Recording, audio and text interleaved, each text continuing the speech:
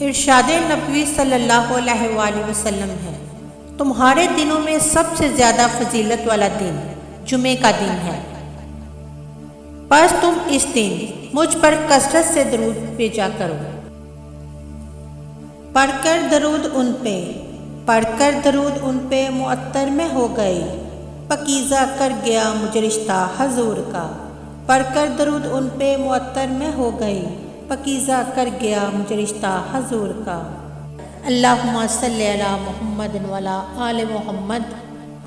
نفل عبادات میں درود شریف کی فضیلت زیادہ ہے، لیکن محبت اور عشق والوں کی نظر میں درود پاک فرض سے بھی زیادہ فضیلت والا عمل ہے۔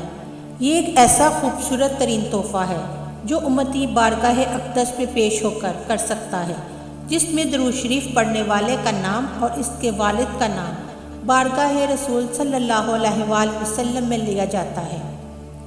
اب یہ کتنی سعادت کی بات ہے کہ اگر کسی کا والد جو اس دنیا میں نہ ہو اور وہ اس کے نیک اولاد کی وجہ سے اس کا نام اللہ کے حبیب کی بارگاہ میں لیا جائے، وہ یقیناً جنتی ہو جائے گا۔ درود پاک کوئی عام عمل نہیں ہے، بلکہ یہ وہ عظیم عمل ہے جس سے دنیا اور آخرت کی عزت ملتی ہے، کامیابی و کامرانی ملتی ہے۔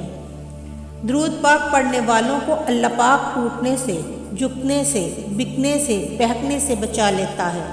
وہ لوگ اللہ کے حبیب صلی اللہ علیہ وآلہ وسلم پر درود پاک پڑھتے ہیں، ان کی دنیا اور آخرت کے تمام معاملات اللہ پاک اپنے ذمہ لے لیتا ہے۔ ان کی عزت و آبرو کی حفاظت، جان و مال کی حفاظت، ان کے نیک اعمال کی حفاظت، ان کے ایمان کی حفاظت، ان کے گھر بار کی حفاظت میں اللہ اپنے ذمہ لے لیتا ہے۔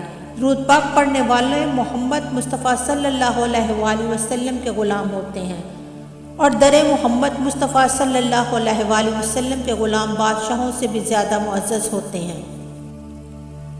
دنیا کے بادشاہوں کی عزت عارضی ہے، جبکہ محمد صلی اللہ علیہ وآلہ وسلم کے غلاموں کی عزت دنیا میں بھی ہوتی ہے، اور یہ عزت قبر اور حشر میں بھی برقرار رہتی ہے، یعنی کہ یہ لازوال عزت ہے، بے مثال عزت ہے۔ اللہم صلی علی محمد وعلی آل محمد۔ مدینے میں جب تیرا جانا ہو اے دل، مدینے میں جب تیرا جانا ہو اے دل، تو آنکھوں سے باب حرم چوم لینا، پکڑ کے محمد کے روضے کی جالے، پکڑ کے محمد کے روضے کی جالے، تصور میں ان کے قدم چوم لینا، صلی اللہ علیہ وآلہ وسلم۔ اے اللہ، ہمارے گناہ معاف فرما، ہماری خطاؤں کو درگزر فرما، ہمیں نیکیوں کی توفیق عطا فرما، ہمارے چھپے اور کھلے گناہ، اگلے پچھلے گناہ معاف فرما، بے شک تیری معافی بہت بڑی ہے۔